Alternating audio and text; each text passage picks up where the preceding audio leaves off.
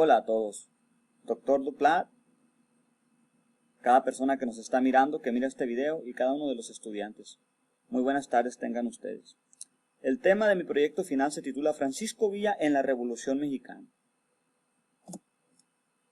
En este proyecto estaremos hablando un poco acerca de la vida de Villa, el nacimiento, los padres de Villa, las injusticias que vivió Villa, la sierra, cómo es que Villa se va a la sierra, cómo es que Villa se une a la revolución, la traición, dónde se equivocó Villa, por qué lo buscaban, hablaremos de su búsqueda y cuál fue su caída.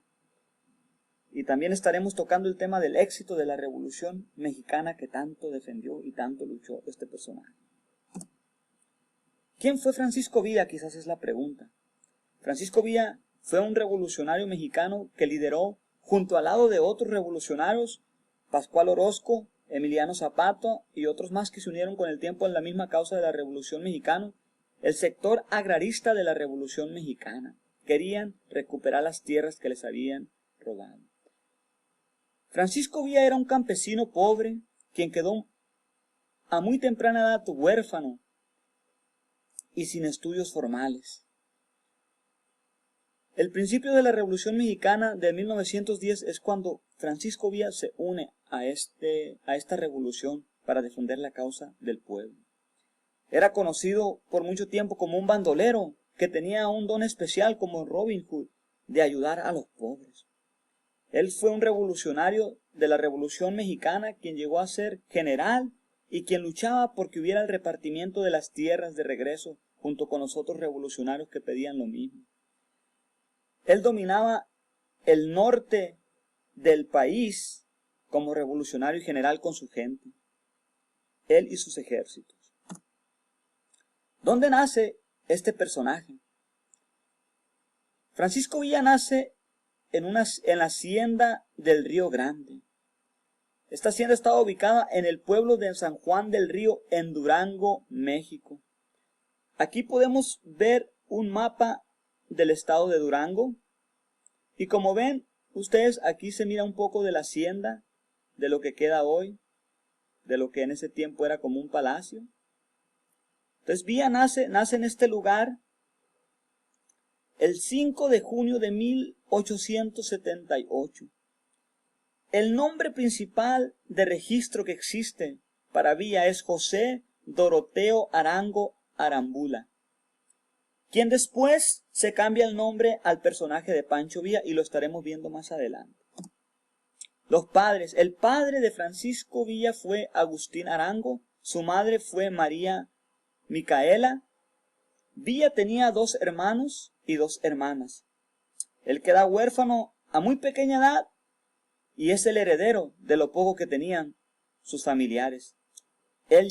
Después de la muerte de su padre, él llega a ser el responsable de su familia. Él velaba por su familia, él se encargaba de que nada les faltara, de cuidar de ellos. Pero en ese tiempo, cuando Villa existió, las injusticias no paraban.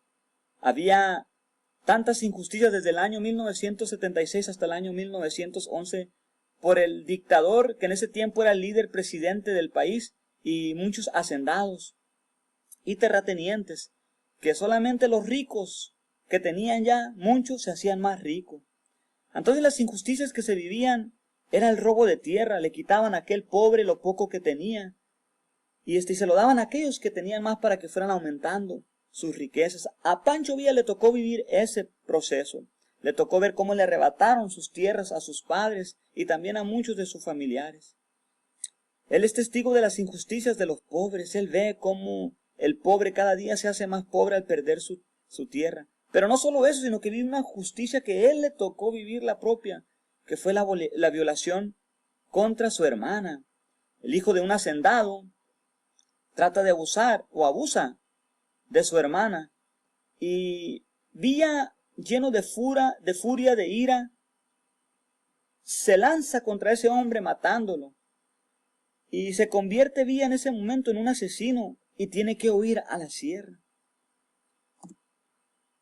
Villa en la sierra, pues se convirtió en la casa de él. Fue la escuela de Villa. Ahí Villa aprende a leer y a escribir. Villa no tenía ninguna educación formal. Villa yo creo que muy apenas sabía cómo se llamaba. Pero en la sierra se encuentra con un personaje que tenía el nombre de Francisco Villa. Este personaje era un bandolero que le enseña a Villa a leer y a escribir. Entonces Villa se une a este movimiento de los bandoleros y la sierra llega a ser la casa de Villa, la escuela de Villa, pero también el cuartel militar. Ahí es donde Villa aprende las hazañas de cómo manejar las armas y cómo andar a caballo. Después de que Villa es reconstruido, aprende a leer, a escribir y sabe usar el fusil y sigue viendo las injusticias, se une a la Revolución Mexicana de 1910. Él, en la Revolución Mexicana, pedía que se hubiera la libertad del pueblo, que se acabaran los actos de impunidad, que se hubiera ese repartimiento de tierras a esos hombres que se las habían quitado. Y si aún había unas que no se habían repartido, repartírsela a aquellos quienes no tenían. La traición. Villa fue un gran general, fue un hombre de guerra, fue un hombre revolucionario, pero todos cometemos errores. Y el error de Villa fue traicionar a los Estados Unidos cuando ataca aquella ciudad de Columbus, Ohio.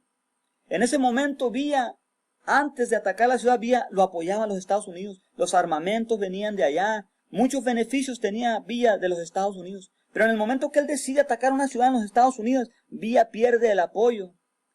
Enemigos de Estados Unidos es en lo que se convierte el ejército de Villa, tanto como Villa.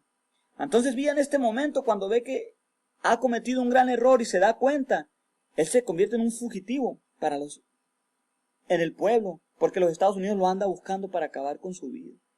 Esa fue la traición de Villa. Entonces Estados Unidos se levantan armas, como siempre, bien activo, y van sobre la búsqueda de Francisco Villa. Y hay recompensas en el año 1916, ahí sale el anuncio, donde daban una recompensa de $5,000 por la captura de Villa. Estados Unidos quiere a Villa vivo o muerto. Él se le acaba la buena amistad que tenía y le restringen las armas, ya no le dan más armas a Villa. Para ellos es un villano y piden esa recompensa por él, ya sea vivo o muerto. Entonces la caída de Villa viene a ser que pues se echa de enemigo a los Estados Unidos, ya no tiene el apoyo de esas armas, y luego hay una arma que está de moda con la cual los revolucionarios no pueden, que es la ametralladora. Esa ametralladora mataba a muchísima gente, entonces no podía la revolución contra ellos. Pierde el terreno, pierde poder militar y poder político en el año 1923. Villa decide firmar la paz, se retira y con el tiempo es asesinado en una emboscada. El 20 de julio de 1923, en la emboscada en la ciudad de Parral, Chihuahua, México, ahí es donde acaba la vida de Villa. Éxitos de la Revolución Mexicana.